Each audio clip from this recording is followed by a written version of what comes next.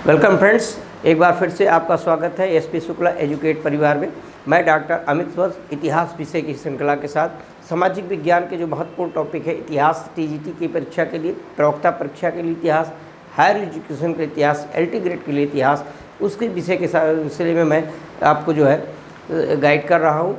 अभी हमने चर्चा की पिछली क्लास में, देखिए हमने जो चर्चा की पिछली क्लास में कि भारत में सामाजिक सुधार आंदोलन कि जो कारण क्या थे, उत्तरदायी कारणों थी, उसमें हमने आपको चर्चा की कि पाश्चात्य देशों के साथ संपर्क, अंग्रेजी शिक्षा का जो प्रभाव रहा, सामाजिक गतिशीलता कैसे टूटी, प्रेस का उसमें क्या भूमिका रही, ईसाई धर्म प्रचारों को भी उसमें क्या भूमिका रही, और भारत की जो नया नवीन मध्यम वर्ग उदय हुआ उसकी क्या भूमिका रही। इन सभी भूमिकाओं की चर्चा में हमने देखा कि भारत में कैसे सामाजिक धार्मिक सुधार आंदोलन और नव पुनर्जागरण की शुरुआत हुई 19वीं शताब्दी के द्वितीय तृतीय दशक से।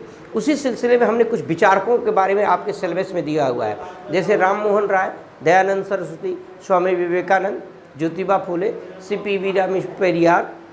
इस तरीके से मुस्लिम धर्म सुधारकों में देवबंद का है और अलीगढ़ का आंदोलन है, तो ये सब हम लोग पढ़ेंगे। और पारसी धर्म सुधार आंदोलन, सिख धर्म सुधार आंदोलन पढ़ेंगे। तो आज हम इसमें जो टॉपिक लेंगे वो आज हम राजा राम मोहन राय के व्यक्तित्व, उनके कृतित्व और उनके राजनीतिक दर्शन और उनके सामाजिक दर्शन के बारे में चर्चा करेंगे। तो राम मोहन राय पे जैसे प्रश्न बनते हैं तो हम चर्चा के साथ साथ उसमें प्रश्न कैसे बनते हैं, कैसे प्रश्न आपसे पूछे जा सकते हैं, इसकी भी चर्चा करेंगे। और जैसा कि हमने अपनी पिछली क्लास में भी आपको बता रहे हैं, जैसे ही एक टॉपिक हमारी समाप्त होती है, उस टॉपिक के बाद उस टॉपिक से आए हुए प्रश्नों को छोड़कर इसलिए क्योंकि वो आपको ऑलरेडी घटना चक्र, पुनरावलोकन या अन्य किताबों में मिलते हैं, उसको आप सॉल्व करते हैं, आयोग उसका अब आंसर भी देता है। लेकिन संभावित प्रश्नों की श्रृंखला कि और भी प्रश्न इस तरीके से बन सकते हैं, तो उसकी जो श्रृंखला है, हर चैप्टर के बाद हम 50-60 जिसे भी प्रश्नों की संभावना होगी उसको देंगे। और अलग से एक प्रैक्टिस सेट का बैच शुरू होने वाला है 15 जून के बाद, किसी भी दिन वो स्टार्ट हो सकता है। और 15 जून तक उसमें एडमिशन लेने के लिए जो है एंट्री हिस्ट्री प्रैक्टिस सेट करके आप डालेंगे तो 999 रुपये मात्र उसकी फ़ीस है। और मानसून ऑफर ये चल रहा है, 15 जून के बाद उसकी फ़ीस भी बढ़ने वाली। जैसे ही आपके नोटिफिकेशन आ जाएंगे, उम्मीद है कि उसकी भी फ़ीस बढ़ने वाली। और हम लोग जो प्रैक्टिस सेट में जो है भी लिमिट लगाए हैं कि ज़्यादा हम लोगों को एडमिशन नहीं लेना है, फुल बैच में भी, लेकिन प्रैक्टिस सेट के ज़रिए आप अपनी सफलता को सुनिश्चित कर सकते हैं। तो ये हमारी से कुछ सूचनाएं थी। इसी तरीके से हर विषय में हमारे यहाँ प्रैक्टिस सेट चल रहे हैं और फुल बैच के भी कोर्स चल रहे हैं। प्रैक्टिस सेट 15 से 1 जुलाई के बीच में आपको डेमो रहेंगे सबके, और 15 जून के बाद किसी भी दिन से कंटिन्यू प्रैक्टिस सेट आपको 1 घंटे के आवर के मिलेंगे। तो चलिए चर्चा को यहीं विराम देते हुए अपने मूल कंटेंट पर आते हैं। हमारा मूल कंटेंट क्या है? आज हम जो है आधुनिक भारत की क्लास में चर्चा करेंगे। आधुनिक भारत में धार्मिक सामाजिक सुधार आंदोलन में राजा राम मोहन राय के बारे में चर्चा करेंगे। देखिए, राजा राम मोहन राय भारत में आधुनिक भारत के निर्माता के रूप में माने जाते हैं। भारत में पाश्चात्य संस्कृति के वाहक के रूप में भी माने जाते हैं। भारत में आध्यात्मिक भी माने जाते हैं। भारत में तार्किकता, बौद्धिकता का भी अग्रदूत इनको माना जाता है। तो राम मोहन राय पर जब हम चर्चा शुरुआत करेंगे, हम एकदम बेसिक से शुरू करेंगे कि आप जैसे क्लास 6, 7, 8th की NCERT में पढ़े। 8th की NCERT में महान व्यक्तित्व की जो किताब है उसमें आप पढ़ते हैं। 9th 10th में जो इस तरीके से वहाँ से जो इनके बारे में पूछा जाता है कि कितनी उपाधियों, कई उपाधियों के द्वारा इनको उपार्जित किया गया है। तो उन्हीं उपाधियों से शुरुआत करते हैं। जैसे पहला जो है अतीत और भविष्य के सेतु के रूप में, एक एक को हम आपको समझाते हुए भी चलेंगे। कह रहे अतीत और भविष्य। देखिए, राम मोहन राय जब आए तो ये अतीत मतलब बीता हुआ कल, अर्थात ये भारत के मध्यकालीन और प्राचीन काल के धार्मिक रूढ़िवादिता, राजतंत्र की शासन पद्धति, इन सब को सुधार करने की प्रक्रिया में लगे थे, इसमें परिमार्जन करने की प्रक्रिया में लगे थे। और भविष्य का और आधुनिक जो प्रशासनिक शैली थी, आधुनिक जो डेमोक्रेसी थी, प्रशासनिक शब्दावली, न्याय शब्दावली, तार्किकता और बौद्धिकता, मूर्तिवाद का खंडन, अर्थात धर्म में भी वैज्ञानिकता और प्रबोधन को बल देने वाला, इन दोनों के बीच की कड़ी थे। यहीं से शुरुआत होती थी। इन्होंने ही भारत में जो है सती प्रथा का विरोध किया, इन्होंने ही भारत में जो है मूर्ति पूजा का विरोध किया, बहुदेववाद का खंडन किया है, एक ईश्वरवाद पर बल दिया, ये तमाम चीज़ें, वैज्ञानिकता पर बल दिया, स्त्रियों के ऊपर इनके आधुनिक विचार थे, रूढ़िवादिता पर इन्होंने समाप्त करने की बात की। अर्थात ये भविष्य और वर्तमान के बीच में एक कड़ी का काम कर रहे हैं, इसलिए इनकी जो उपाधि दी गई अतीत और भविष्य के मध्य सेतु। फिर कहा गया भारतीय राष्ट्रवाद का जनक। हमने अभी आपको जो पिछली क्लासेस में कॉन्सेप्ट की जो चर्चा ली थी कि भारत में राष्ट्रवाद के उदय में भी सामाजिक धार्मिक सुधार आंदोलनों की भूमिका है। तो राष्ट्रवाद के उदय में क्या है, सिर्फ पाश्चात्य सभ्यता, इन्होंने पाश्चात्य सभ्यता से प्रभावित थे, अंग्रेजी शिक्षा से प्रभावित थे और वहाँ की जो शिक्षा में उदारवाद, व्यक्तिवाद, स्वतंत्रता, समानता, बंधुत्व, भ्रातृत्व, ये सब चीज़ें की थी, उसकी बातें को ये प्रभावित थे।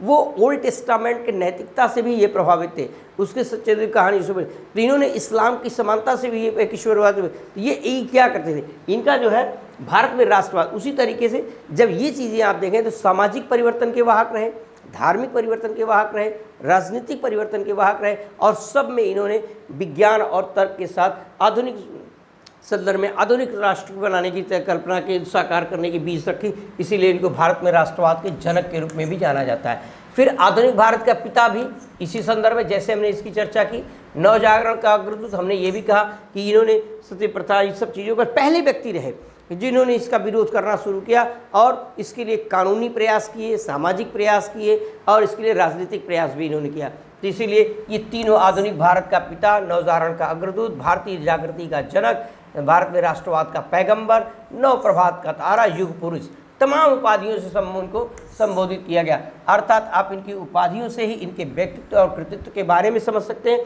तो वैसे ही यहाँ से हर दूसरे साल राजा राम मोहन राय से आपकी चाहे टीजीटी की परीक्षा हो, चाहे पीजीटी की परीक्षा हो, चाहे यूजीसी की परीक्षा हो या अन्य कोई प्रतियोगी परीक्षा हो, एक प्रश्न हमेशा आपको हर एक साल से दूसरे साल आना ही आना है। ये आधुनिक भारत का सामाजिक धार्मिक सुधार आंदोलन के सबसे महत्वपूर्ण स्तंभ है और इन्हीं के द्वारा ब्रह्म सभा के बाद ब्रह्म समाज और ब्रह्म समाज के बाद आदि ब्रह्म समाज, साधारण ब्रह्म समाज और ब्रह्म समाज के द्वारा की गई उपलब्धियों के द्वारा भारत में सामाजिक सुधार आंदोलनों को व्यवस्थित क्रम मिलता है। इसलिए ये हमेशा आपके लिए भी इम्पोर्टेंट है और आपके परीक्षा के लिए इम्पोर्टेंट है।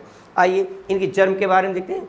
22 मई 1772 को, कुछ किताबों में 1774 भी लिखा हुआ है, स्पष्ट नहीं है, इसलिए इनके जन्म की तिथि अभी तक किसी परीक्षा में नहीं पूछी गई, न वर्ष पूछा गया।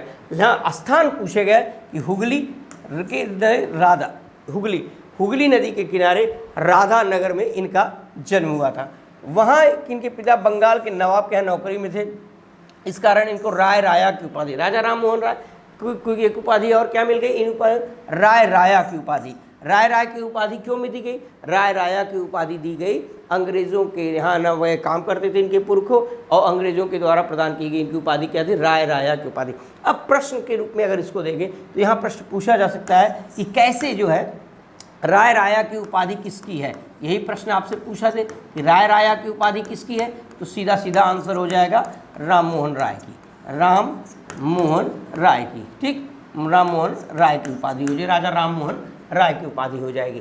किसने प्रदान की, ब्रिटिश ने प्रदान की, ब्रिटिश सरकार ने, ब्रिटिश हुकूमत। क्यों प्रदान की, इनके पूर्वजों को, क्योंकि ये लोग उनके यहाँ नवाबों के, उनके दरबारों में नवाबों के यहाँ काम करते थे। बंगाल में नवाब के यहाँ काम करने के कारण इनको उपाधि किसने दी, राय राया की उपाधि दी। बंगाल में नवाबों के यहाँ काम करने के कारण इनको राय राया की उपाधि दी गई, ब्रिटिश ने इसमें नवाबों राय राय। ऐसे प्रश्न से छोटे छोटे प्रश्न देखिए, परीक्षा को पास करने का सबसे अच्छा तरीका है कि आप सरलतम प्रश्नों पर एकदम पकड़ बना लीजिए और जो कठिनतम प्रश्न हैं उनको विश्लेषण के रूप में इस तरीके से पढ़िए कि आपको सरल और कठिन दोनों एकदम सरल लगने लगे, दोनों का मिश्रण हो जाएगा आपका।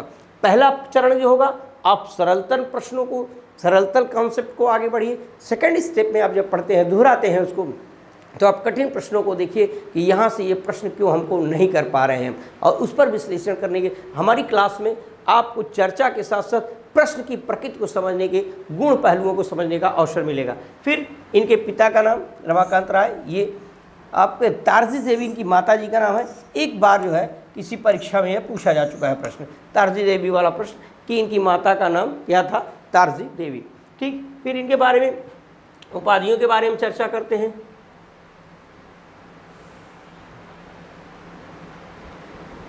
चलिए, उपाधियों के बारे में जब हम चर्चा करते हैं तो इनकी उपाधियों के बारे में ये उपाधियाँ इनकी क्या हैं, ये देखिए ये क्या थे, ये इनकी उपाधियाँ थी, साथ में 3 बेसिस उपाधियाँ भी दी हैं, इसलिए हमने वहाँ नहीं इनसे चर्चा की। इनको भारत में प्रेस का जनक कहा जाता है, भारत में प्रेस का जनक। देखिए प्रेस का जनक, प्रेस का संस्थापक भारत में, या किसी भारतीय के द्वारा पहली बार स्वतंत्र रूप से पत्रकारिता की शुरुआत की जाती है, तो उसमें जो है राम मोहन राय अग्रणी माने जाते हैं। जी उदत मातन तो बहुत से, जुगल किशोर, बहुत सी चीज़ें इनके पहले भी पत्रिकाएँ यानी, लेकिन भारतीय राष्ट्रवाद में भारत में प्रेस से संबंधित जो चीज़ें जो न्यायपरता उन्होंने दिखाई, और उन्होंने जो है सरकार के अगेंस्ट चीज़ें जो सही गलत का है, मतलब पत्रकारिता का न्याय अगर किसी ने किया तो उसकी शुरुआत राम मोहन राय ने की, इसलिए इनको भारत में प्रेस का संस्थापक कहा जाता है। भारत में प्रेस का संस्थापक किसको कहा जाता है, राम मोहन राय को। इंपॉर्टेंट यह प्रश्न कई बार पूछा जा चुका है। फिर बंगाल के गद्य का जन्मदाता भी इनको कहा जाता है। ये बहुत कम लोगों को मालूम है कि बंगाल में गद्य के जन्मदाता के रूप में, अन्यथा हम सीधे भारतेंदु हरिश्चंद्र की तरफ भागते हैं। बंगाल में गद्य की बात हो रही है, भारत में नहीं। बंगाल में गद्य का जनक अगर किसी को माना जाता है तो राम मोहन राय में। और शिक्षा में सुधारों की बात, इसके भी प्रवर्तक के माने जाते हैं। अर्थात इन 3 उपलब्धियों के साथ 3 और उपलब्धियाँ उपाधियाँ की जुड़ गई, क्या इनको जो है प्रेस का जनक या प्रेस का जन्मदाता भारत में, प्रेस का जो है संस्थापक कहा जाता है, इसको राम मोहन राय को भारत में। बंगाल में गद्य का जनक कहा जाता है, बंगाल गद्य का जनक है ये। और फिर ये क्या है, शिक्षा सुधार के प्रवर्तक है भारत में, शिक्षा सुधारों के प्रवर्तक भी हैं, शिक्षा सुधारों के प्रवर्तक भी हैं। ये इंपॉर्टेंट है, इसको भी आपको ध्यान रखना है। देखिए महत्वपूर्ण क्या है कि प्रश्न, ये उपाधियाँ, ये सब बहुत सरल है। सॉरी,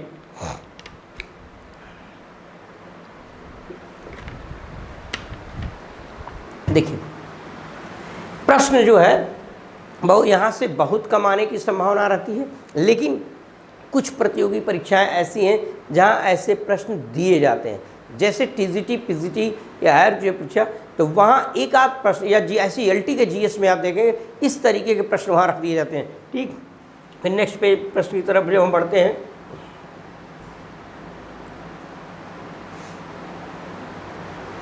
तो प्रमुख रचनाओं के बारे में हम इनकी चर्चा करते हैं। इनकी प्रमुख रचनाएं क्या है, देखिए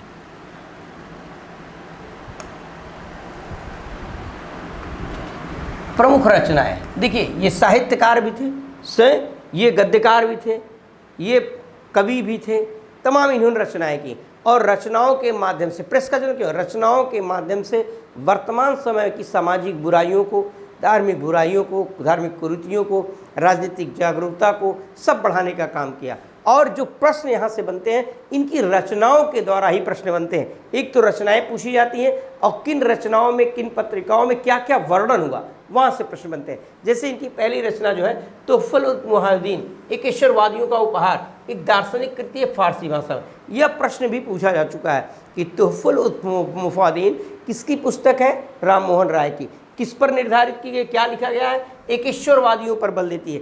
एक ईश्वर, एक ही ईश्वर है, इसकी बात करता है कौन, राम मोहन राय। किस किताब में, तोहफुल मुहावदीन।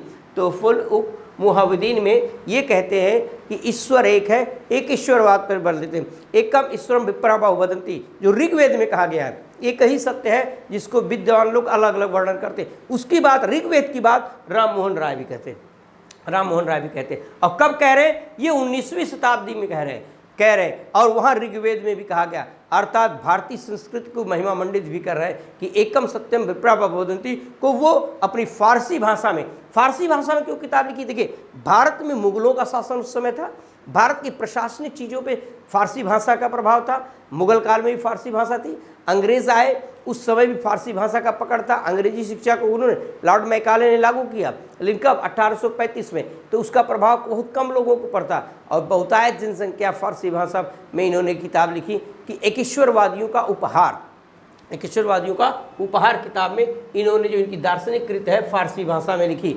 और इसी में इन मूर्ति पूजा का विरोध किया। देखिए जब एक ही ईश्वर है, मूर्ति पूजा का विरोध किसने किया, इन्होंने। विवेकानंद ही एक ऐसे समाज सुधारक थे, अग्रणी सुधारकों में, जिन्होंने मूर्ति पूजा का समर्थन किया था। उसका भी कारण है, कारण क्या है कि विवेकानंद, गांधी जी भी मूर्ति पूजा के समर्थक थे।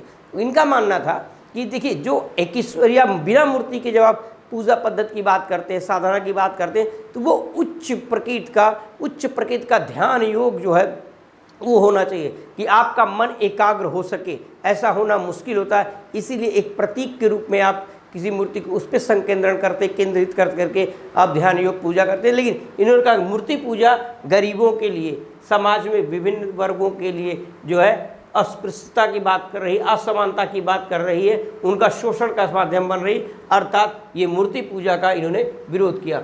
अभी हमने आपको बताया एकेश्वरवाद का समर्थन इन्होंने किया। देखिए इन्होंने 1821 में, ये किताब बहुत बार पूछी गई परीक्षा में, 1821 में जो है एक इन्होंने किताब लिखी ब्रह्मनिकल मैगजीन इन्होंने निकाली, ब्रह्मनिकल मैगजीन, अंग्रेजी भाषा में कब? 1821 में। 1822 में इन्होंने किताब लिखी मिरातुल अखबार, जो फारसी भाषा में इम्पोर्टेंट है। और इसी 1821 में इन्होंने एक किताब और लिखी संवाद कौमुदी, ये मोस्ट इंपॉर्टेंट किताब है, इसको आप जरूर ध्यान में रखिएगा। संवाद कौमुदी, संवाद कौमुदी में इन्होंने किसका विरोध किया? सती प्रथा का। आपसे यह प्रश्न कई बार पूछा गया है कि किस पुस्तक में राम मोहन राय ने, किस पुस्तक में या किस पुस्तक में, किस पत्रिका में राम मोहन राय ने सती प्रथा का विरोध किया था? सती प्रथा का विरोध के लिए किस पुस्तक का इस्तेमाल किया? तो ये कौन सी किताब है? संवाद कौमुदी। कब लिखी? 1821। तो आपसे प्रश्न यहाँ क्या बनता है, कई तरीके से प्रश्न, कि कौन सी ऐसी पत्रिका थी जिसमें राम मोहन राय ने सती प्रथा का विरोध के लिए प्रयोग किया, उसके प्रचार प्रसार के लिए प्रयोग किया? तब हो गया आंसर आपका संवाद कौमुदी। फिर आपसे पूछ सकता है इसी में कि जो है संवाद कौमुदी साप्ताहिक अखबार है, वार्षिक है या पर डे वाला है? तो ये कौन सा है? साप्ताहिक है, साप्ताहिक अखबार है, ध्यान में रखिएगा। ये पूछा जा चुका है, कौन सा अखबार? साप्ताहिक। ठीक, सती प्रथा का मुख्य विरोध जो है इसी में किया गया था, मुख्य विरोध इसी में किया गया था। ये ध्यान रखिएगा कि सती प्रथा का विरोध के लिए या सती प्रथा की कुरीतियों को दूर करने के लिए राम मोहन राय ने किस पत्रिका का इस्तेमाल किया? उस पत्रिका का नाम संवाद कौमुदी, जो साप्ताहिक छपती थी, साप्ताहिक अखबार के रूप में छपती थी। फिर प्रिंसेस ऑफ जीसस 1820 में इनकी किताब है, न्यू टेस्टामेंट की कहानियाँ हैं। देखिए प्रिंसेस सब ईसाई धर्म से, यही चीज़ हम देखिए बताने की कोशिश कर रहे हैं कि इनकी जो रचनाएं हैं, इनकी जो है वो इनके दर्शन संकेत करते हैं। ये कह रहे हैं कि प्रिंसेस ऑफ जीसस 1820 में जो इन्होंने किताब लिखी, उस किताब में न्यू टेस्टामेंट की कहानियां हैं। किसकी कहानियां हैं? न्यू टेस्टामेंट में। और उससे यहाँ इन्होंने क्या लिखा, क्या लिया? नैतिकता लिया और दार्शनिकता। अगर आपसे प्रश्न पूछ दिया जाए कि नैतिकता और दार्शनिकता, ये दो गुण या इन दोनों गुणों को राम मोहन राय ने किस धर्म से लिया?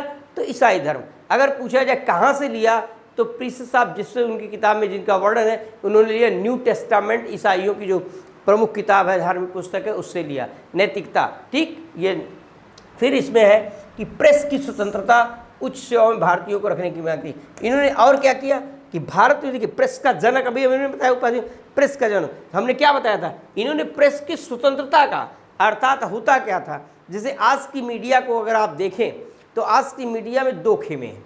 एक खेमा मोदी का अंध भक्त है, तो दूसरा खेमा मोदी का अंध विरोधी है। अर्थात दोनों अपने कार्यों के साथ, अपने कर्तव्यों के साथ न्याय नहीं कर रहे हैं, दोनों चाटुकारिता में लगे हुए हैं।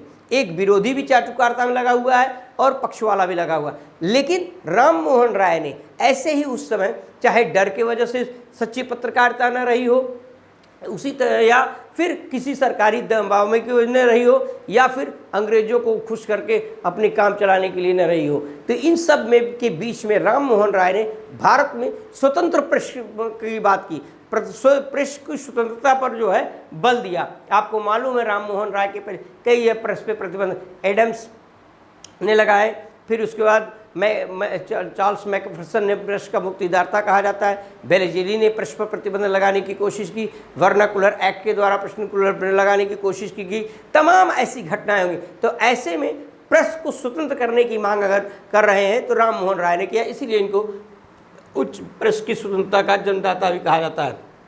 उच्च सेवाओं में देखिए भर्तियों में, जैसे आज की सेवा, उच्च सेवा क्या है? IAS PCS प्रॉपर सेवाएं होती है, ICS IFS तो उसी तरीके से भारतीयों को उच्च पदों पर रखने की मांग सबसे पहले अगर किसी ने की तो इन्होंने की, राम मोहन राय ने शुरुआत की। आगे चल करके स्वतंत्रता आंदोलन में आप देखेंगे गांधी ने भी ऐसी मांग की, नेहरू भी ऐसी मांग की, आप स्वदेशी आंदोलन के समय ऐसी मांग की गई, बार बार वेतन वृद्धि की मांग की जाती है, भारतीयों भर्तीकरण की मांग की जाती है।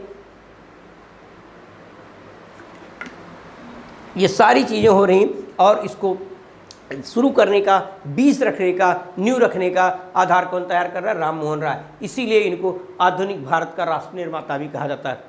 ठीक, नेक्स्ट भी जो है कि वेदांत, इन्होंने क्या किया, एक संस्था की स्थापना की, जो संस्था का नाम क्या है? वेदांत 1816 में। और इस संस्था में भी कई इन्होंने जो है बातों को रखा, कई संदर्भों को रखा, कई किताबों को रखा। तो इनकी अन्य किताबों की अगर हम चर्चा करें तो and second defence of the monotheistical system of Vedas. देखिए इनकी किताबें 3 महत्वपूर्ण हैं जो चर्चा बार बार परीक्षा में आता है, एक संवाद कौमुदी, एक ब्रह्मिकल मैगजीन, एक तोहफुल मुहव्वदीन। ये 3 तो चर्चित पुस्तकें हैं, बार बार परीक्षा में आई हैं और आपको 3 ही किताब राम मोहन राय के बारे में आसानी से जानकारी। लेकिन इसके अलावा भी कुछ किताबें हैं जिनका हमने यहाँ वर्णन किया है। तो जैसे and second defence of the monotheistical system of Vedas, important book है, एक बार परीक्षा में पूछा जा चुका है। फिर an appeal to the Christian public, Vedanta Grantha Gaudi Vyakaran, ये गौड़ी व्याकरण भी इन्होंने लिखा, an appeal to the Vedanta Christian public, एक किताब ये इंपॉर्टेंट है, वेदांत ग्रंथ इंपॉर्टेंट है, गौड़ी व्याकरण भी इनकी किताब है। तो आपको ये वाली किताब मोस्ट इंपॉर्टेंट लग रही है हमको इस परीक्षा के लिए, इस परीक्षा की दृष्टि से हमको लग रहा है कि ये किताब इनकी अब आने वाली परीक्षाओं में निश्चित पूछा जा सकता है। फिर modern statement Anand and right Hindu of the according to Hindu, ये भी किताब इंपॉर्टेंट है, हो सकता है भविष्य में कभी इनकी पूछी जाए।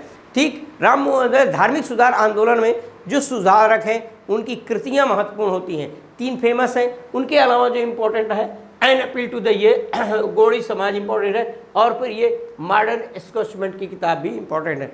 बद्र सूची भी इनकी एक किताब है, यह परीक्षा में पूछा भी जा चुका है। बद्र सूची जो है आप देखिए 10वीं शताब्दी के आप तो एक बद्रयान था, बद्रयान संप्रदाय था, और बद्र सूची उसमें वहाँ की चीज़ों को भी इन्होंने लिया है। तो अर्थात ये इंपॉर्टेंट बुक हो जाती है और कई बार परीक्षा में पूछी जा चुकी किसी न किसी रूप में। ज़्यादातर यह बद्र सूची किताब सुमेल के प्रश्नों में पूछी गई है। किसमें पूछी गई है? सुमेल के प्रश्नों में बद्र सूची की किताब पूछी गई है। फिर इनके क्या है, राम मोहन राय के दार्शनिक विचारों का आधार क्या था? अभी हमने आपको बताया एक ईश्वरवाद, एक ईश्वर में विश्वास, एक परमात्मा में। राम मोहन राय के दार्शनिक विचारों का आधार एक ईश्वरवाद था, एक परमात्मा में विश्वास था। अगर आपसे यहाँ प्रश्न पूछा जाए कि राम मोहन राय समर्थक थे, प्रश्न है अगर आए समर्थक थे, राम मोहन राय समर्थक थे, पूछा जाए एक ईश्वरवाद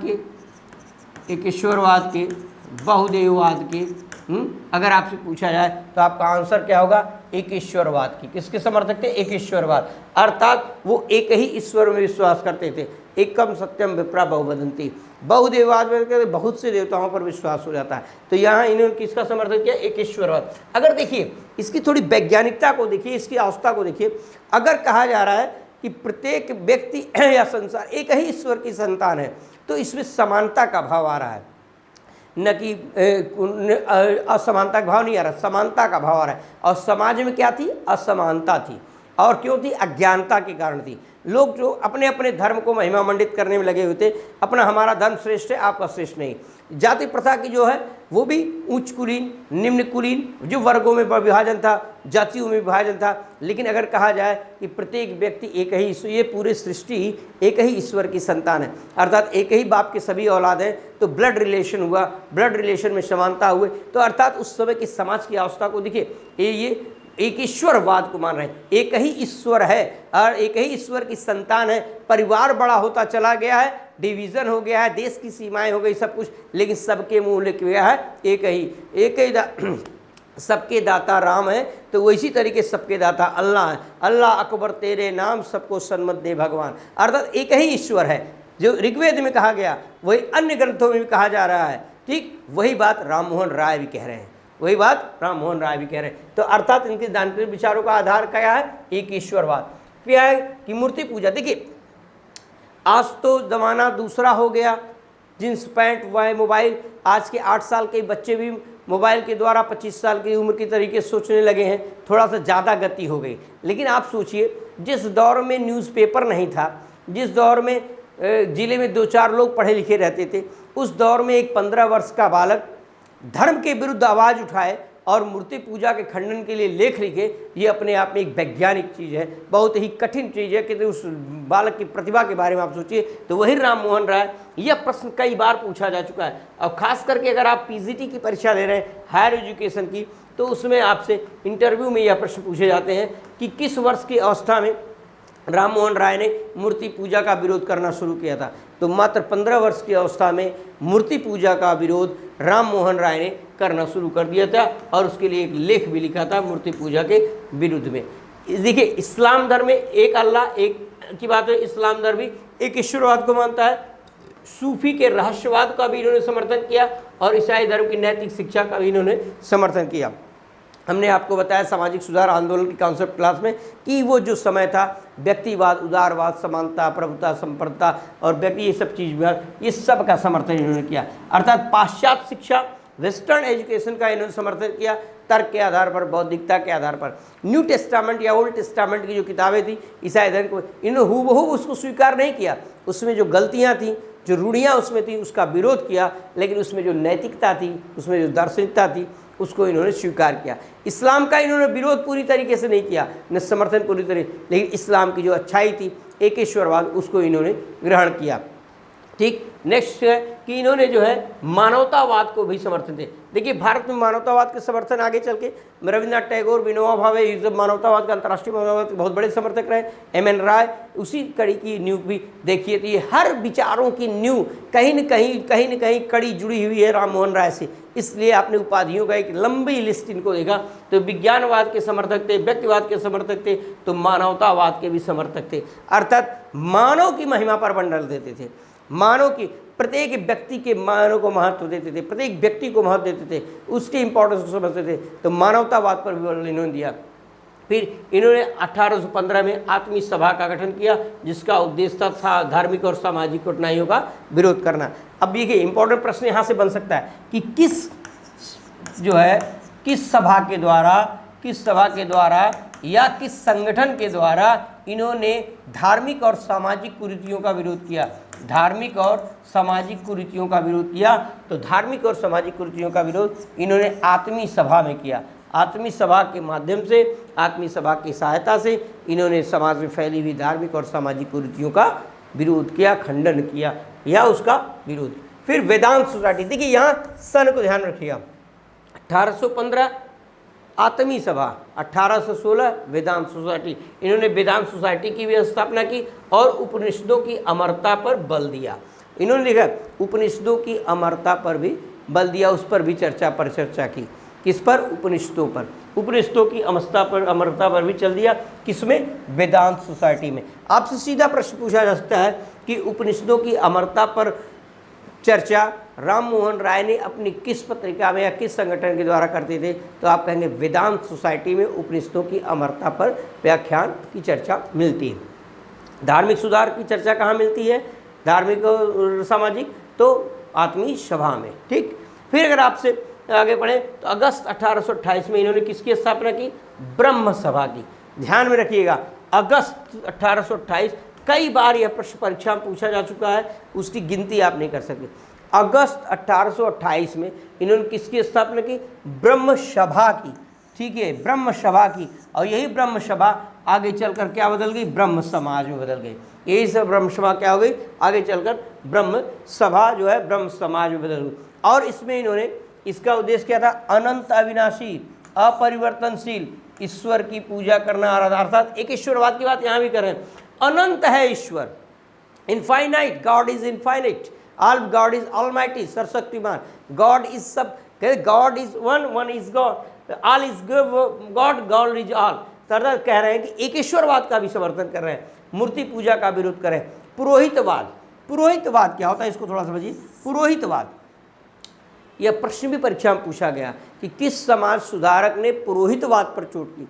पुरोहितवाद का मतलब देखिए, आज भी गांव में, समाज में हर वर्ग के अपने अपने पुरोहित हैं, और वो पुरोहित ब्राह्मण वर्ग से ये पुरोहित है, पंडिताई कर्मकांड कराते हैं। और वो पुरोहित जो होते हैं समाज के ठेका ले लेते हैं अपने समाज का और अपने समाज को अपने अनुसार चलाते हैं। क्या लिखा है उसकी सही बातों को न बता करके जो उनके हित में रहता है उसकी बात करते हैं। तो वही पुरोहितवाद का विरोध किसने किया? राम मोहन राय ने।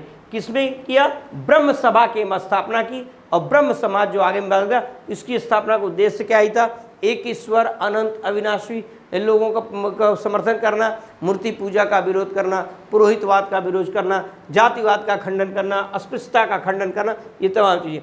तो यहाँ एक फैक्चुअल चीज़ें आपसे प्रश्न पूछी जाती कि ब्रह्म समाज की स्थापना कहाँ की गई? तो पहला आपका आंसर हो जाएगा बंगाल में। ठीक, अगर इसमें थोड़ा सा डेप्थ पूछ दे कि ब्रह्म समाज की स्थापना किसके मकान में हुई थी? बंगाल में फेरेंजी कमल बोस। तो बंगाल में एक किराए का कमरा लिया गया, मकान लिया गया और किराए का मकान जो किसका था? फेरेंजी कमल बोस का, फेरेंजी कमल बोस का। और कमल बोस के मकान में ही ये ब्रह्म समाज की जो ब्रह्म सभा था, ब्रह्म समाज में बदल गया, उसकी स्थापना की गई। और उसकी स्थापना कहाँ की गई? बंगाल में। बंगाल में कहाँ की गई? बंगाल में फेरेंजी कमल बोस के यहाँ पे की गई। और इसके जो प्रथम सचिव बने किसके? ब्रह्म सभा के या ब्रह्म समाज दोनों के कहिए। कौन प्रथम सचिव कौन थे? ताराचंद चक्रवर्ती। तो आपसे पूछा जा सकता है कि ब्रह्म समाज के पहले जो है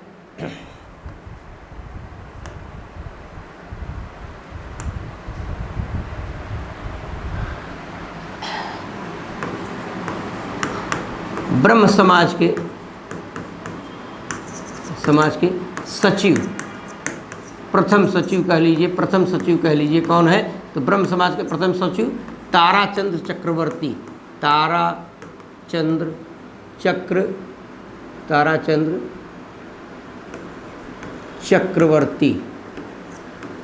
कौन थे? ताराचंद चक्रवर्ती।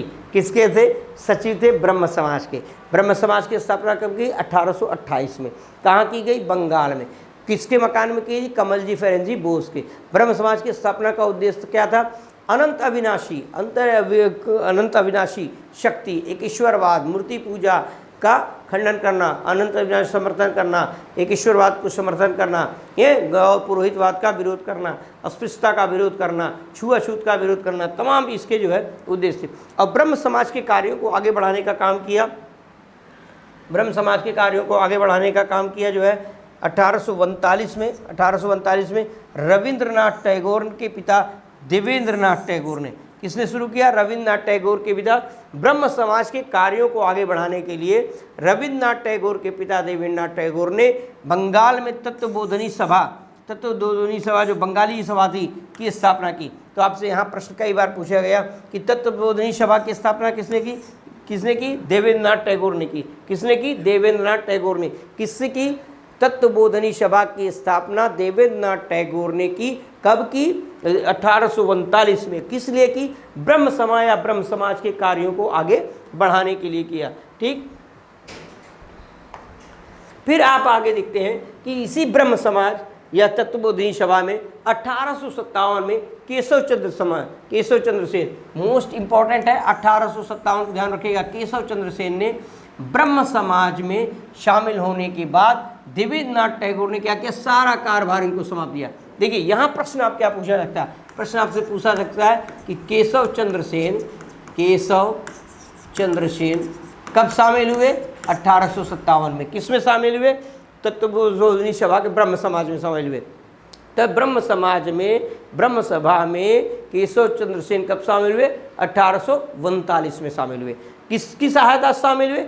देवेंद्रनाथ टैगोर की सहायता से शामिल हुए। और देवेंद्रनाथ टैगोर ने अपना सारा कारोबार जो ब्रह्म समाज का था सब इनको दे दिया। किसको दे दिया? केशव चंद्र सेन को। और ये केशव चंद्र सेन थोड़े से राम मोहन राय की अगली पीढ़ी या देवेंद्रनाथ टैगोर जो इन लोगों का क्या था? इनके से उदार थे। तो ये लोग क्या? ये उदारवादी विचारों ने ब्रह्म समाज को लोकप्रिय बनाया। किसके उदारवादी विचारों ने? केशव चंद्र सेन। और जो बंगाल तक ही सीमित था वो पूरे भारत में फैल गया, इवन दक्षिण भारत में भी इसके प्रभाव दिखे। अर्थात ब्रह्म समाज को लोकप्रिय बनाने में, देखिए शब्दों को ध्यान रखिए, लोकप्रिय बनाने में महत्वपूर्ण भूमिका किसने निभाई? महत्वपूर्ण भूमिका निभाई ब्रह्म केशव चंद्र सेन ने।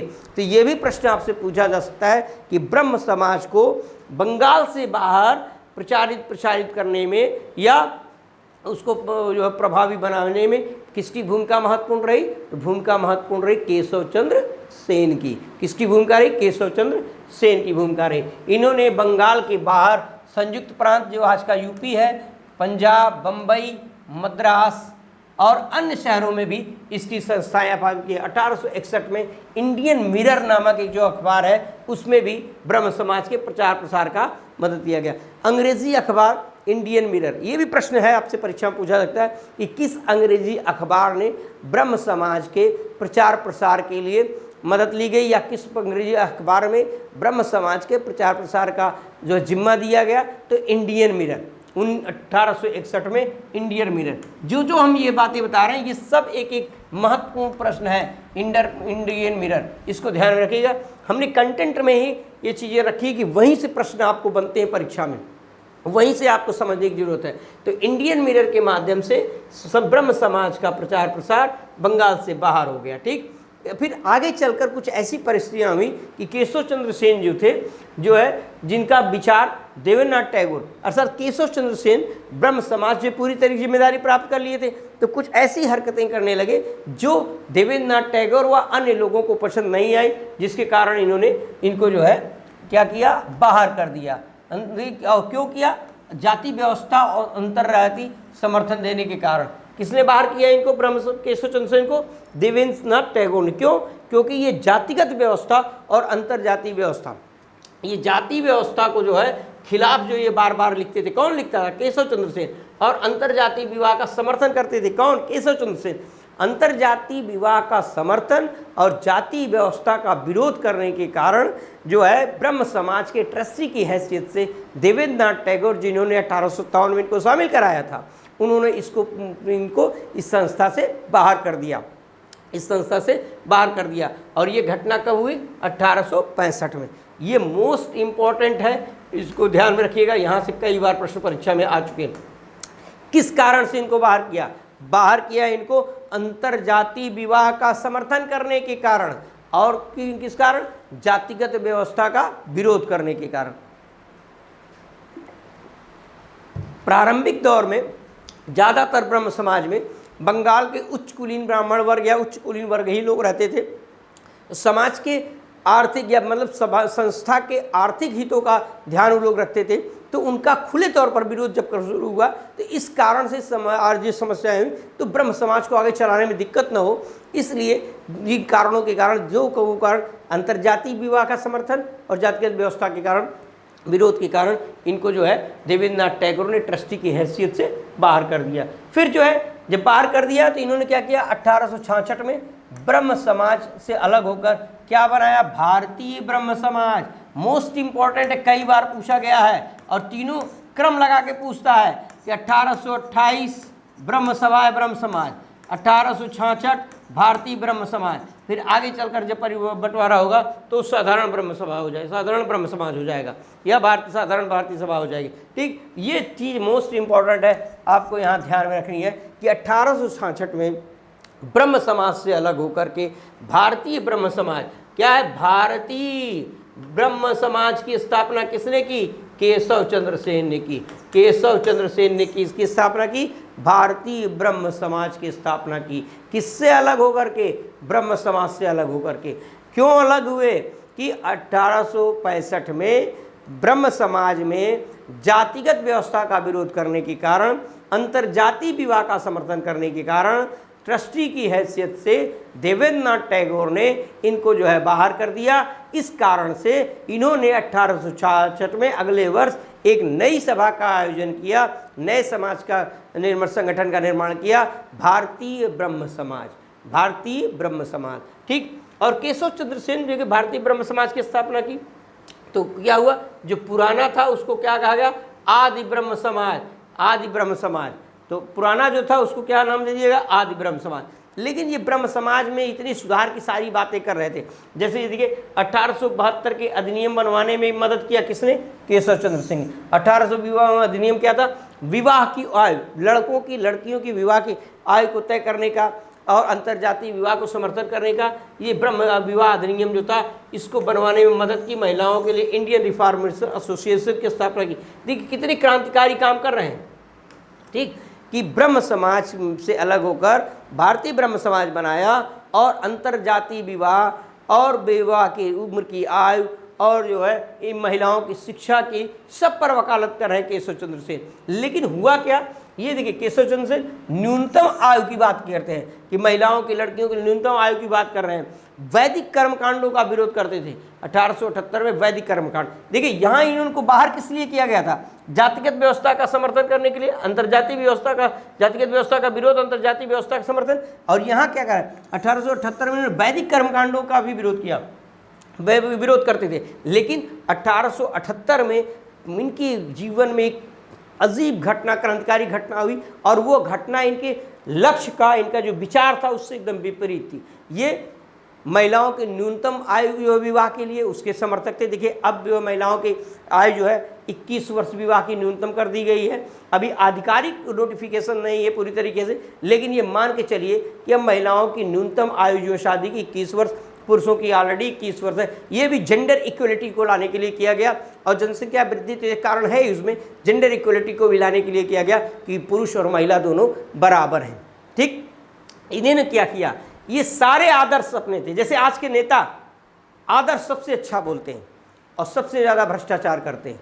उनकी बातों को, किसी एक पक्ष की बातों को सुनिए तो लगता है कि भारत का पूर्व सबसे ईमानदार नेता यही है, लेकिन अगले ही क्षण वो पता चला भ्रष्टाचार से लिप्त हुआ पा रहा था। आरोप लगाना, ये सब चीज़ें भारतीय राजनीति के अब अंग बन गए। लेकिन पहले ऐसे नहीं थे नेता, न पहले ऐसा समाज था। लेकिन केशव चंद्र सेन कहते कुछ थे और करते कुछ थे। और यही इंसिडेंट इनके साथ हुआ 1878 में। कूच बिहार के अल्पवयस्क राजकुमार, देखिए अल्पवयस्क की बात कर रहा, बाल विवाह का समर्थन कर रहे हैं, के राजकुमार के साथ अपनी 13 वर्ष की पुत्री का विवाह कर दिया। अब क्या कारण था, क्या परिस्थितियां थी, न इसका स्पष्टीकरण कभी केशव चंद्र सेन ने दिया, न ही जो है भारतीय ब्रह्म समाज ने कभी दिया। अर्थात यहाँ से एक फूट पड़ी फिर से, क्योंकि जो है जो इन्हें समर्थन करते थे उसी का इन्होंने खंडन कर दिया। और 1878 में इस को याद रखिएगा, वैदिक कर्मकांडों के साथ, वैदिक कर्मकांडों का विरोध करते थे और उसी वैदिक कर्मकांड के साथ अपनी पुत्री का विवाह, किसे 13 वर्ष की पुत्री का विवाह किसके साथ कर दिया, कूच बिहार के अल्पवयस्क राजकुमार, अर्थात वो भी अवयस्क था, उसके साथ इन्होंने कर दिया। और फिर नई फूट पड़ गई 1818 में और इसमें समर्थक हुए एक नया जो है संगठन बनाया, शिवनाथ शास्त्री, आनंद मोहन बोस और द्वारिकानाथ गंगुली। ये तीनों को ध्यान रखिएगा, मोस्ट इंपॉर्टेंट पर्सन है। और बिपिन चंद्र पाल भी इसमें बाद में समर्थन करते थे। शिवनाथ शास्त्री, आनंद मोहन बोस और द्वारिकानाथ गांगुली, ये तीनों ने 1878 में एक नया जो है समाज की स्थापना की, जिसको कहते हैं साधारण ब्रह्म समाज। किसको कहते हैं, साधारण ब्रह्म समाज। और बिपिन चंद्र पाल भी उसके प्रमुख समर्थक हैं। अब ये पूरी चर्चा हुई जो है ब्रह्म समाज को लेकर के, ब्रह्म समाज को लेकर के चर्चा हुई। तो ब्रह्म समाज का समाज के लिए योगदान क्या है, समाज के लिए उन्होंने किया क्या। देखिए यहाँ से प्रश्न बार बार परीक्षा में आते हैं। 3-4 बातें हमने बताई। 1861 को याद करना है आपको, इंडियन मिरर। 1865 जब जो है इनको निकाला गया। 1866 जब नए सभा का स्थापना किया। 1878 जब जो है इन्होंने अपनी बिटिया की शादी की। ये सारी चीज़ें इंपॉर्टेंट पहलू हुए, परिवर्तन वाले पहलू। फिर हम आते हैं ब्रह्म समाज के योगदान की बात करते हैं। जब ब्रह्म समाज के योगदान की चर्चा हम करते हैं तो पहला जो तथ्य आता है, ब्रह्म समाज एक सर्वोच्च ईश्वर के सिद्धमान पर आधारित स्वाभाविक धर्म पर आस्था रखते, अर्थात कह रहा है कि ईश्वर एक है, वही सर्वोच्च है और कुछ नहीं। एक ईश्वर की बात करता है, वो सर्वोच्च ईश्वर की बात करता है। तो पहला, जब एक ईश्वर की बात करेंगे तो सामाजिक व्यवस्था जो है समानता पर आधारित होगी, जातिगत व्यवस्थाएं दूर होंगी, अस्पृश्यताएं दूर होंगी, कुलीनता उच्च कुलीनता दूर होगी। अर्थात समाज एक ही ईश्वर की संतान जब होगा तो उसमें समानता का भाव आएगा और उसकी पूजा पद्धति से विचार अलग हो सकते हैं, लेकिन सब ईश्वर की संतान है। एक ईश्वर के सिद्धांत को इन्होंने स्वीकार किया। ये मोस्ट इंपॉर्टेंट है। सार्वभौमिक धर्म आस्था, सार्वभौमिक धर्म आस्था मतलब यूनिवर्सल रिलीजन। पूरे विश्व के जितने भी धर्म हैं सब में उन्होंने आस्था बताई, सब में उन्होंने अच्छी बातों को ग्रहण किया, बुरी बातों का खंडन किया और सबका निचोड़ ये निकाला, एकम सत्यम विपराभवन्ति, जो ऋग्वेद में है कि एक ईश्वर ही सर्वोच्च है। ठीक, फिर इन्होंने बार बार हमने कहा बहुदेववाद, जब एक ईश्वर का समर्थन करें बहुदेववाद का समर्थन करेंगे। और जहाँ जहाँ भी देखिए एक ईश्वरवाद है, जहां जहां भी एक ईश्वरवाद है, जिस भी धर्म में, वहां मूर्ति पूजा नहीं। जहां जहां एक ईश्वरवाद है वहां मूर्ति पूजा नहीं। तो जब एक ईश्वरवाद को मानेंगे तो मूर्ति पूजा का खंडन अपने आप हो जाएगा। और जब एक ईश्वरवाद है, एक ही ईश्वरवाद है, तो अवतारवाद, जैसे हिंदू धर्म में, वैष्णव पद्धति में विष्णु के 10 अवतार माने गए, बुद्ध के अवतार माने गए, शिव के अवतार माने गए। तो अलग अलग जो अवतारवाद थे, अवतारवाद का भी इन्होंने खंडन किया। किसका खंडन किया? अवतारवाद। एक एक लाइन यहाँ पे एक एक प्रश्न के बारे में है, एक एक लाइन इनके एक एक प्रश्न है। तो इन्होंने क्या किया? अवतारवाद का खंडन किया, बहुदेववाद का खंडन किया, मूर्ति पूजा का खंडन किया। उन्होंने कहा कि ग्रंथों को मानवीय अंतरात्मा तर्क के ऊपर नहीं रखा जा सकता। कहने का तात्पर्य, कोई भी ऐसा ग्रंथ जिसमें मानवीय आत्मा और तर्क दोनों का खंडन हो, उसको हम ऊपर नहीं रख सकते। अब आस्था को मतलब ऊपर नहीं रख सकते। आस्था हमारी कब तक है?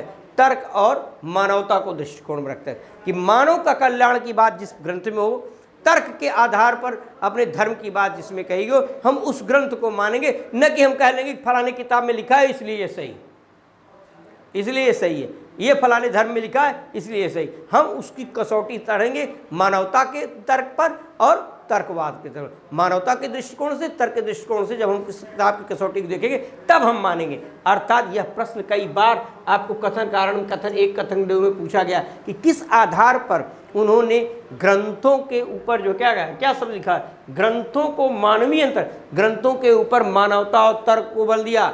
इसी आधार पर कि जो इस पुस्तक में, जिस धर्म ग्रंथ में मानवता और तर्क नहीं होगा, उसको हम ऊपर नहीं देंगे, सर्वोपरि नहीं मानेंगे। कर्म सिद्धांत, कर्मण्येवाधिकारस्ते मा फलेषु कदाचन, कर्म पर बल देते थे, कर्म पर बल देते थे, कर्मवाद को मानने वाले थे कि कर्म आप करिए। कर्म का मतलब कर्तव्य से हो जाता है। प्रत्येक व्यक्ति, आज भी देखिए, अगर प्रत्येक व्यक्ति अपने कर्तव्यों का निर्वहन ठीक से करता रहे तो समाज में, परिवार में कहीं भी समस्या है। लेकिन यहाँ होता क्या है? अपने कर्तव्यों का ध्यान कम रहता है, अधिकारों का ध्यान ज़्यादा रहता है। अपने कामों को कम ध्यान देके दूसरे में गलतियाँ निकाल जाते हैं, तो वही समस्या है। इसीलिए इसने किस पर बल दिया? कर्मवाद पर बल दिया। इम्पोर्टेंट है, ध्यान रखिएगा, बार बार पूछा जाता है कि क्या राम मोहन राय कर्मवाद का विरोध करते थे? नहीं, राम मोहन राय कर्मवाद का समर्थन करते थे। पुनर्जन्म को कोई विचार नहीं। जब एक ही ईश्वर को मान रहे, पुनर्जन्म को मानने का मतलब बहुत सी चीज़ों को, लेकिन होता क्या है, पुनर्जन्म जो साइंटिफिक थे उसकी व्याख्या नहीं कर पाते लोग कि कैसे सृष्टि की शुरुआत हुई, कैसे अंत होगा, इसलिए लोग पुनर्जन्म को मान, अलग अलग मान्यताएं हैं पुनर्जन्म को। लेकिन राम मोहन राय ने कहा नहीं, जीवन यथार्थ वास्तविकता के आधार पर सिर्फ और सिर्फ एक ही जीवन की बात की, पुनर्जन्म की बात नहीं। जैसे कहा जाता है ना कि अगला जन्म सुधर जाए, अरे वर्तमान समझिए अगले जन्म में क्या बनेगी कौन देख रहा है, इसकी क्या वैज्ञानिकता है? क्योंकि इनके दर्शन का आधार, इनके धर्म के ग्रंथों का आधार क्या है? मानव कल्याण और तर्क विज्ञान। उसके आधार पर ये कह रहे हैं कि वो कर्मवाद को मानते हैं लेकिन पुनर्जन्म को नहीं मानते हैं। कर्मवाद को मानते हैं लेकिन पुनर्जन्म को नहीं मानते, इंपॉर्टेंट है। और इस पर बल देते, विवेक पर बल देते हैं, विवेक पर बल देते हैं। बुद्धि और विवेक में अंतर होता है। बुद्धि और विवेक में, बुद्धि सबके पास होती है, कम और ज़्यादा हो सकती है। आईक्यू लेवल, इसीलिए बुद्धि का आईक्यू लेवल होता है, विवेक का आईक्यू लेवल नहीं। विवेक क्या होता है? सही और गलत में आप जब निर्णय लेते हैं तो वो आपका विवेक होता है। सही और गलत में से फैसला लेते हैं तो वो विवेक होता है। बुद्धि की सहायता से जब हम सही और गलत का निर्णय लेते हैं तो वो विवेक बन जाता है। तो इन्होंने विवेक पर आधारित बल दिया, अर्थात विवेक पर बल दिया, कर्मवाद पर बल दिया, तर्कवाद पर बल दिया, मानवतावाद पर बल दिया, न कि पुनर्जन्म पर, न कि बहुदेववाद पर। ठीक। और जब एक ईश्वर की संतान मानेंगे, एक ही ईश्वर की संतान मानेंगे, अरे भाई एक बाप के 3 लड़के, तो क्या तीनों में अलग अलग देखेगा? वो बड़े को कहेगा कि ये श्रेष्ठ है, छोटे को कहेगा कि ये श्रेष्ठ नहीं है, बाद में आया श्रेष्ठ नहीं, बीच वाले कहेंगे ये इससे कम श्रेष्ठ है। नहीं, एक ही ईश्वर की संतान में एक बाप जो है सभी बच्चों को समान मानता है, सभी की दृष्टिकोण में, उसकी दृष्टिकोण में सब बराबर है। उसी तरीके से जो एक ईश्वर को मानेगा, न तो वो वर्ण व्यवस्था को मानेगा, न तो वह तो जाति व्यवस्था को मानेगा। तो वर्ण व्यवस्था और जाति व्यवस्था दोनों की आलोचना की। और जब एक ही ईश्वर के बेटे के संतान रहेंगे तो क्या अस्पृश्यता को मानेगा? नहीं मानेगा। ये लॉजिकल है, इसको बहुत रटने की जरूरत नहीं है कि जो व्यक्ति एक ईश्वर को मानेगा वो निश्चित समानता को मानेगा, वो निश्चित अस्पृश्यता का विरोध करेगा, निश्चित जातिगत व्यवस्था का विरोध करेगा। वही बात तो यहाँ भी है। किसी भी दार्शनिक के सिद्धांतों को जब आप पढ़ते हैं तो उसके की पॉइंट को फाड़ने लगे कि उसके विचार किस दृष्टिकोण के हैं, आंसर अपने आप आपको आने शुरू हो जाएंगे, चाहे जो भी प्रश्न पूछे, चाहे जिस तरीके से पूछे, ठीक। लेकिन यहाँ यह ध्यान में रखिएगा, गांधी जी वर्ण व्यवस्था को मानते थे, गांधी जी वर्ण व्यवस्था को मानते थे, जातिगत व्यवस्था को नहीं मानते थे। जब आदि गांधी थिंकर के रूप में आएंगे, समाज सुधार के रूप में, हम उसकी भी चर्चा करेंगे। अब देखिए, बहुविवाह अगर आज के संदर्भ में कहा जाए, एक पत्नी संभाली ही नहीं जाती, बहुविवाह की बात कौन करे? तो बहुविवाह का विरोध किया। बहुविवाह से क्या होता है? महिलाओं के अधिकारों का हनन होता है, शोषण होता है।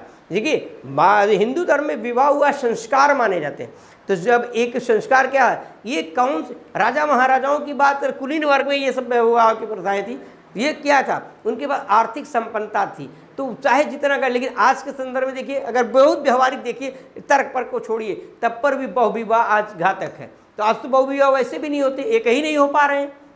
इलाहाबाद में चले आइए, 40 बसंत वाले बहुत दिख जाते हैं, इंतजार कर रहे हैं पूरी अब बैठ के कि हो जाए। इसीलिए कह रहे हैं बेटा टीजीटी को ठीक से पढ़ लो, 4 महीने में नौकरी, और फिर आगे जो बहुविवाह भी हो जाएंगे। नहीं, कितने लोगों के विवाह रुके पड़े हैं इसी चक्कर में कि वैकेंसी आए, क्लियर हो जाए तो विवाह हो जाए। तो बहुविवाह की बातें नहीं, तो मान लिए हम राम मोहन राय के समर्थक हैं, भाई एक ही हो जाए बड़ी बात है। तो राम मोहन राय बहुविवाह के विरोधी थे। अब भाई देखिए, सती प्रथा देखिए, इनकी भाभी जी, जब इनकी भाभी का देहांत हुआ 1811 में, और उनको जो है जलाया गया रहा था, तभी से इन्होंने सती प्रथा का विरोध करना शुरू किया, और 1811 से विरोध करना शुरू किया। 1818 में जाकर के साथ जो है अंग्रेजी सरकार के साथ समर्थन किया। 1818 से प्रयास करते करते 1829 में इन्होंने विलियम बेंटिंग की सहायता से सती प्रथा पर, अर्थात सती प्रथा क्या थी, देखिए एक कॉन्सेप्ट ऑफ द ये सती प्रथा के अगर आप बात करें, प्रथा क्या होती है? जो जन सामान्य में प्रचलित हो, जन सामान्य में प्रचलित हो। देखिए, कभी डिबेट करेंगे कि ये प्रथा शब्द अंग्रेजों ने, पाश्चात्य हिस्टोरियन ने जानबूझकर भारत पर थोका, क्योंकि वो भारत को क्या कहते थे? कूड़े कचड़े का देश कहते थे, अंधविश्वासों का देश करते थे, साफ सपेरों का देश करते थे। तो वो यहाँ के कल्चर को, क्योंकि अंग्रेजों ने कहा हम श्रेष्ठ हैं, ये सब तो हम इनको सुधारने आए। उन्होंने यही कहा ना, बाइबल में कहा कि हमको ईसा मसीह ने भेजा है कि जाओ सबको सुधार दो, सब जो है जरूर हल करते रहते हैं। तो ऐसे में अपनी श्रेष्ठता को सिद्ध करने के लिए कहा कि सती प्रथा। देखिए, सती प्रथा कुलीन वर्गों में थी, और वो भी बंगहूत से छोटे हिस्से में। 1956-60 में एक थीसिस आई कि पूरे एंशियंट काल्स, मेडुअल काल्स सबसे मिला करके 1356 या कुछ स्त्रियों ने सती प्रथा का जो है ग्रहण किया था। अर्थात प्रथा जन सामान्य में प्रचलित नहीं थी, कुछ खास वर्गों में ही प्रचलित थी। लेकिन अब भाई हमने किताबों में पढ़ा और हमने प्रथा को मान लिया, क्योंकि आज की हमारी शिक्षा पद्धति भी उसी औपनिवेशिक शासन की देन है। हम कहाँ बहुत चीज़ों में तर्क कर पाते। तर्क करने का मतलब आपको रिजिड मान लिया जाता है, अलग विचार हो जाता है। अर्थात आप यहाँ बस इतने ध्यान में रखिए कि राधा मोहन राय मानव स्त्री सती प्रथा मानवता पर बल देने के कारण, जो भी मानवता पर बल देगा उस सती प्रथा का विरोध करेगा ही। मानवता को मतलब, मानव का मतलब यहाँ स्त्री पुरुष सब, बच्चे सब, तो मानवता का जो समर्थन करेगा उस सती प्रथा का समर्थन कतई नहीं कर सकता। बाल विवाह, हमने ये बताया, बाल विवाह जब शिक्षा होगी, एजुकेशन होगा, तो बाल विवाह का भी विरोध उन्होंने किया। बाल विवाह, इन्होंने पर्दा प्रथा का भी विरोध किया। अर्थात जो भी कृतियाँ, देखिए बाल विवाह, पर्दा प्रथा, ये सती प्रथा, ये सब ऋग्वैदिक काल में भी नहीं था। ऋग्वैदिक काल में महिलाओं को बाल विवाह नहीं होते थे, दहेज प्रथा नहीं थी। सती प्रथा के संकेत तो मिलते हैं, लेकिन पूरी तरीके प्रामाणिकता उसकी नहीं मिलती है।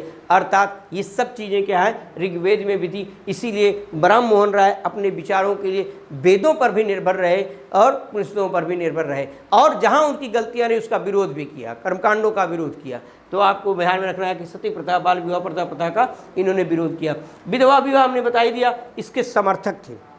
जब इनकी भाभी जी का जो है और इनके भैया का देहांत हुआ, तो इनके सती प्रथा, उनकी भाभी को जब सती किया गया, तब से इनको विधवा विवाह के समर्थक रहे और बहुत बड़े ईश्वरचंद्र के साथ सहयोग किया। स्त्री शिक्षा पर बहुत वकालत की। ये आधुनिक भारत के, इसीलिए स्त्री शिक्षा के पुरोधा के सुधार के रूप में माने जाते हैं। ये आधुनिक भारत के ऐसे व्यक्ति थे जिन्होंने आज जिस पर हम कानून बनाए हैं, जिस पर हम संसद में कानून बना रहे हैं, सिविल सोसाइटियों के माध्यम से उसका प्रचार प्रसार कर रहे हैं, उस सब के समर्थक, अब सबके न्यू प्रत्यक्ष अप्रत्यक्ष रूप से कहीं न कहीं राम मोहन राय से जुड़े हुए थे। इसीलिए 19वीं सदी के भारत के नवजागरण पुनर्जागरण में राम मोहन राय एक ऐसा चमकता सितारा है जो इसको आप बिना पढ़े इग्नोर कर ही नहीं सकते, नहीं परीक्षा में, नहीं आज के जीवन में भी। ठीक, इन्होंने धर्म सुधारक के रूप में एकेश्वरवाद पर बल दिया, नैतिकता के सिद्धांत पर बल दिया। तो आपसे प्रश्न पूछा जाता है कि एकेश्वरवाद का सिद्धांत कहाँ से ग्रहण किया या कहाँ से प्रभावित रहे, तो इस्लाम से, और नैतिकता का ईसाई धर्म से। इन्होंने मौलिक सत्यों में एकता में विश्वास की बात की, मूर्ति पूजा, कर्म कांड, देश की अंतर्राष्ट्रीयता, सब पर इन्होंने जो है अपने विचार रखे। ठीक, फिर जब हम इनकी बात करते हैं कि इन्होंने और क्या क्या, देखिए एक समाज सुधारक के रूप में जब हम इसकी चर्चा करते हैं तो समाज सुधारक के रूप में राम मोहन राय ने क्या, अभी हमने आपको यही घटना बताई कि 1811 में भाई की पत्नी इन्होंने क्या किया, सती प्रथा का जो है विरुद्ध जो है आंदोलन की शुरुआत की। नेक्स्ट अभी हमने इसकी चर्चा की, आपको हमने उसी चर्चा में बताया कि विलियम बेंटिंग के समय 1829 में इन्होंने सती प्रथा का जो है कानून के रूप में पारित किया। फिर मैं कहा बाल विवाह जाति प्रथा का भी इन्होंने विरोध किया, महिलाओं के लिए के उद्धार की बात की, विधवा विवाह का समर्थन किया, बहुदेववाद का विरोध किया, अभी हमने आपकी चर्चा में बताया, पर्दा प्रथा का विरोध किया, हमने इसको भी बताया। और ये सबसे मोस्ट इंपॉर्टेंट चीज जो है संपत्ति में उत्तराधिकार की बात, पैतृक संपत्ति में उत्तराधिकार की बात भारत में गुप्त काल में मिलती है। इस वैदिक काल में वहतु नामक शब्द आता है, वो जो अचरधरैया वाला जो शब्द हमने बताया था आपको क्लास में, वही। लेकिन आधुनिक भारत में स्त्रियों के लिए संपत्ति में अधिकार की वकालत करने वाला व्यक्ति जो था राम मोहन राय थे। यहाँ से प्रश्न आपसे परीक्षा में कई बार पूछे जा चुके हैं और आगे भी पूछे जाते रहेंगे, क्योंकि स्त्रियों को संपत्ति का अधिकार, अभी देखिए पैतृक संपत्ति, पिता की संपत्ति में कहीं न कहीं हाई कोर्ट, सुप्रीम कोर्ट में ये विचार रहते थे, अब तो अधिकार मिल गए। अर्थात स्त्रियों में संपत्ति का, पुरुष के या पैतृक संपत्ति में अधिकार की बात अगर समर्थन किसने किया, राम मोहन राय ने किया। मोस्ट इंपॉर्टेंट है, इसको ध्यान में रखिएगा। शिक्षक के रूप में अगर इसको देखें, शिक्षक के रूप में अगर राम मोहन राय की भूमिका के देखें तो श्री राम मोहन राय स्वयं अरबी भाषी, संस्कृत, प्राच्य भाषा, अंग्रेजी, फ्रांसीसी, हिब्रू, लैटिन, यूनानी, तमाम भाषाओं के ज्ञान थे, बहुभाषाविद थे, बहुत भाषाओं के जानकार थे। कौन? राम मोहन राय। बहुत सी भाषाओं को, हिब्रू, यहूदी, अंग्रेजी, हिंदी, संस्कृत, अरबी, फारसी, तमाम भाषाओं। इन्होंने 1817 में हिंदू कॉलेज की स्थापना की। देखिए ये फैक्चुअल चीज़ें हैं। 1817 में हिंदू कॉलेज की स्थापना की, किसकी सहायता से? David Hare. ये याद रखिए, डेविड हेयर किसकी सहायता से की? डेविड हेयर की। और कौन सी? 1817 में हिंदू कॉलेज की स्थापना की। कहाँ पे की? कलकत्ता में। बच्चों में मातृभाषा, आपके संविधान के जो है 50A में लिखा हुआ है, आपके संविधान के 50A में लिखा है मातृभाषा में शिक्षा देने की बात की जाती है। तो मातृभाषा में शिक्षा देने की बात कौन कर रहा है? राम मोहन राय। आगे चलकर गांधी ने समर्थन किया, सभी लोगों ने समर्थन किया। 7 वर्ष तक बच्चों को अपनी भाषा में, गांधी की वर्धा शिक्षा योजना में किया गया। अर्थात ये भी देखिए इनकी वैज्ञानिक सोच को कि उस समय उन्होंने कहा कि बच्चों को अपनी मातृभाषा में शिक्षा देने में सुविधा है, उनके व्यक्तित्व का, उनके कृतित्व का विकास होता है इससे। इसलिए ये भी मोस्ट इंपॉर्टेंट चीज़ है, कई बार परीक्षा में पूछा जा चुका है। वेदांत कॉलेज की स्थापना 1825, फैक्चुअल चीज़ें हैं। पश्चिमी भारत और भारतीय संस्कृति दोनों, इन्होंने क्या किया? वेस्टर्न एजुकेशन और इंडियन एजुकेशन दोनों का संश्लेषित विश्लेषण किया, और जो भी वैज्ञानिकता के दृष्टिकोण से मजबूत था, जो भविष्य के निर्माण के लिए मजबूत था, उन्हीं तत्वों को स्वीकार किया। अर्थात ये शिक्षा में वेस्टर्न और भारतीय दोनों को जो है समर्थक रहे। अंग्रेजी शिक्षा पर बल दिया, विज्ञान पर बल दिया, और बेंटिंग की सहायता से आगे काम किया। इन्हीं के सहायता फिर मैकाले 1835 में यहाँ कलकत्ता मेडिकल कॉलेज की स्थापना होती है। ये सारी चीज़ें जो है इन सब के कहीं न कहीं प्रथम समर्थक रहे। कौन? राम मोहन राय। वेदों उपनिषदों का इन्होंने बांग्ला में अनुवाद भी करवाया। राजनीतिक क्रियाकलाप को अगर आप देखें, राम मोहन राय के राजनीतिक क्रियाकलाप में अगर देखें, देखिए ये क्या है? राजस्व न्यायिक प्रणाली एक प्रदर्शनी गए, इसको पृथक करने के बाद देखिए राजस्व, ये जो रेवेन्यू सिस्टम और कहा कि जो है जुडिशियल सिस्टम, इन दोनों को अलग करने की बात की। अर्थात आगे हम आपको दिखाएंगे न्यायपालिका और कार्यपालिका। आपके DPDST में नीति निषेध तत्व में 50 में क्या कहेगा? नीति निषेध तत्व में क्या किया है? वहाँ 350A की बात कर रहे थे हम। जो हमने प्राथमिक शिक्षा के बच्चों की बात की वो 350A है, जहाँ 43 से लेकर के 50 का जो है संविधान का पोर्शन है, जहाँ ये सब चीज़ें रहेगी ग्राम, वहाँ की बात मैं कर रहा था। यहाँ जो है अनुच्छेद 50 में आपके क्या है DPTS में कि न्यायपालिका और पृथक्करण के, देखिए कार्यपालिका और न्यायपालिका के पृथक करने की बात किसने की, भारतीय और यूरोप में की। देखिए रिपन का ज़माना आपने देखा था, लिटन का।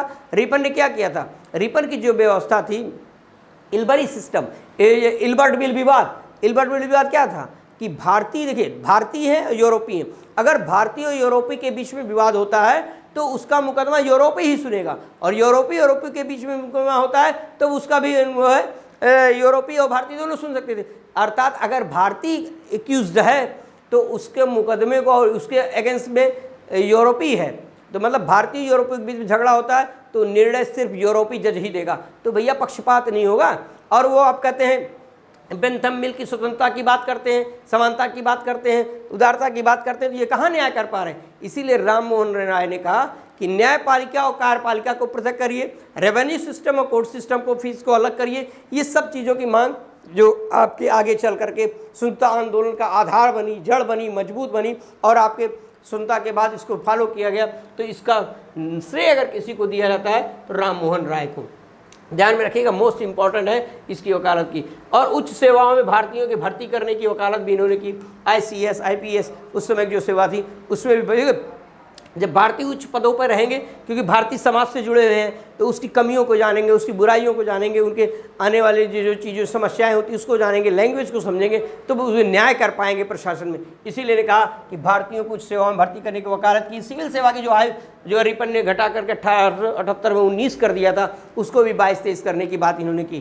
ठीक इसी तरीके से शुल्क कम करने की बात की। निर्यात शुल्क यहाँ से जो चीज़ें जाती हैं और वहाँ जो चीज़ें आती हैं, उन्होंने कहा कि निर्यात शुल्क को जब आप कम करिएगा तो भारत के लिए खाद्यान्न वगैरह जरूरी आवश्यक चीज़ों भी आएंगी, तो ये भी ध्यान में रखिएगा, इंपॉर्टेंट चीज़ है। निर्यात शुल्क को कम करने की मांग भी इन्होंने की थी।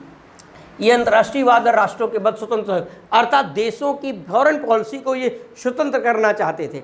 देशों की फॉरेन पॉलिसी स्वतंत्र हो और एक दूसरे से सहयोग करने, अरे अंतर्राष्ट्रीय सहयोगवाद के भी समर्थक थे। ये भी इंपॉर्टेंट है, अंतर्राष्ट्रीय सहयोगवाद के ये दृढ़ समर्थक थे। आपसे कई बार परीक्षा में पूछा जा सकता है। ठीक 1821 की, इसका उदाहरण क्या है, इसका एक नेपल्स की जब क्रांति हुई तो वहाँ जो उससे ये दुखी हुए, जो 23 में जो स्पेनिश क्रांति हुई उसमें जो है सफल हुए, उससे खुश भी हुए, और भोज भी इन्होंने कलकत्ता में दिया था। ये भी ध्यान में रखिएगा कि ये क्या है, ये इनके अंतर्राष्ट्रीयवाद के विचार को बताता है। किसके, राम मोहन राय के अंतर्राष्ट्रीय पॉलिटिकल थिंग को बताता है। राम मोहन राय के बारे में कुछ महत्वपूर्ण चीज़ें हैं कि इनको राजा की उपाधि किसने दी, इनको राजा की उपाधि दी अकबर द्वितीय ने। अकबर द्वितीय जब वो मुगल बादशाह की सहायता से उनकी पेंशन की बहाली के लिए इंग्लैंड गए हुए थे, तो जाने के पहले राम मोहन राय को राजा की उपाधि दी। और इंग्लैंड के सम्राट उस समय कौन थे, विलियम चतुर्थ। ये भी ध्यान में रखिएगा, इंपॉर्टेंट चीज़ है, परीक्षा में पूछा जा सकता है। 27 सितंबर 18 अगस्त में जन्म हुआ और 27 सितंबर 1833 को इंग्लैंड में ही ब्रिस्टल नामक स्थान पर, ध्यान रखिएगा इंपॉर्टेंट है, ब्रिस्टल नामक स्थान पर इनकी मृत्यु होगी। और इनकी समाधि जो है वहीं जो है स्वतंत्रता संग्राम सेनानी मदन लाल धिंगरा की समाधि के बगल में है, और जिस पर हरिकेल नाटक की पंक्तियाँ भी अंकित हैं। मोस्ट इम्पॉर्टेंट थिंग फैक्ट्स है कि मदन लाल धिंगरा के बगल में किसकी समाधि है, राम मोहन राय की। या राम मोहन राय के बगल में किसकी समाधि है, मदन लाल धिंगरा की। और कहाँ है, लंदन में। और ये जो है इस समाधि पर क्या लिखा हुआ है, हरिकेल नाटक की पंक्तियां अंकित है। किस नाटक की पंक्तियां अंकित है, हरिकेल नाटक की। सुभाष चंद्र बोस ने इनको युग का दूत की संज्ञा दी। किसने दी है, सुभाष चंद्र बोस ने। और इनको श्रेष्ठ पिता की संज्ञा दी। तो ये भी प्रश्न इंपॉर्टेंट है कि किसने राम मोहन राय को युग का दूत कहा और किसने जो है श्रेष्ठ पिता की संज्ञा दी। राम मोहन राय को युग का दूत और श्रेष्ठ पिता की संज्ञा किसने दी, सुभाष चंद्र बोस ने दी। ठीक, अब इसके बाद जो है ब्रह्म समाज दक्षिण की तरफ जब गया तो दक्षिण भारत में ब्रह्म समाज की सहयोगी संस्था थी वेद समाज, जिसकी स्थापना 1864 में मद्रास में की गई। इसके संस्थापक के.सी. धराल नायडू थे और प्रेरणा इन्होंने किसकी मिली, वही केशव चंद्र सेन की प्रेरणा से। तो यहाँ आपसे प्रश्न बनता है कि किसकी प्रेरणा से वेद समाज की स्थापना हुई, किसकी प्रेरणा से वेद समाज की स्थापना हुई। तो वेद समाज की स्थापना हुई किसकी प्रेरणा से, तो आपका आंसर हो गया केशव चंद्र सेन, केशव चंद्र सेन की प्रेरणा से। संस्था का कब स्थापना हुई, 1864 में। कहाँ स्थापना हुई? मद्रास में। संस्थापक कौन से? केसी धराल नायडू, केसी धराल नायडू। और ये दक्षिण भारत का ब्रह्म समाज की स्थापना हुई 1871 के बाद से इसको दक्षिण भारत का ब्रह्म समाज भी कहा जाने लगा। इसके समर्थक नेता कौन थे? सी गोपालाचार्य, सुब्रमण्यम चट्टी और विश्वनाथ गुदलियार। मित्रों, आज हमने इस क्लास में सिर्फ और सिर्फ ब्रह्म समाज और राजा राममोहन राय के कार्यों पर फोकस रखा। राजा राममोहन राय के राजनीतिक क्रियाकलाप, अंतर्राष्ट्रीय राजनीतिक क्रियाकलाप, सामाजिक धार्मिक सुधारों के पहलुओं को समझने की कोशिश की। टीजीटी पीजीटी की परीक्षा में धार्मिक सुधार आंदोलन से अगर आप प्रश्न को सॉल्व करते होंगे तो 2 से 3 प्रश्न हमेशा आते हैं, तो एक प्रश्न तो न्यूनतम मान के चलिए। इसी कड़ी हम आगे ईश्वरचंद विद्यासागर अनिल को लेके आएंगे। अब नेक्स्ट वीडियोज़ में हम आपको जो कॉन्सेप्ट की क्लास लिए थे वो और राममोहन राय पर संबंधित प्रश्नों की, संभावित प्रश्नों की श्रृंखला को साथ आपके साथ उपस्थित होंगे। एक बार फिर से आप सभी लोगों का धन्यवाद एसपी शुक्ला चैनल पर आने के लिए। आपसे निवेदन भी है कि एसपी शुक्ला चैनल पर आइए और टीजीटी पीजीटी परीक्षा के लिए फुल कोर्स में एडमिशन लीजिए। अलग और प्रैक्टिस सेट में एडमिशन के लिए एंट्री लिख करके एडमिशन लिए। समय कम है क्योंकि आपके कोर्सेज सभी चीज़ों की पूरा करने की जिम्मेदारी हम लोगों की है। अपने आप को समर्पित कर दीजिए, झोंक दीजिए इस जो है लड़ाई को लड़ने के लिए। अंतिम युद्ध है, का चुप साध रहा बलवाना कहने की जरूरत नहीं। आपके अंदर सामर्थ्य है, बस उसको प्रेरित करना है, नियमित रूप से उसको अध्ययन करने के क्रम में ले आना है। आज के लिए इतना ही, धन्यवाद।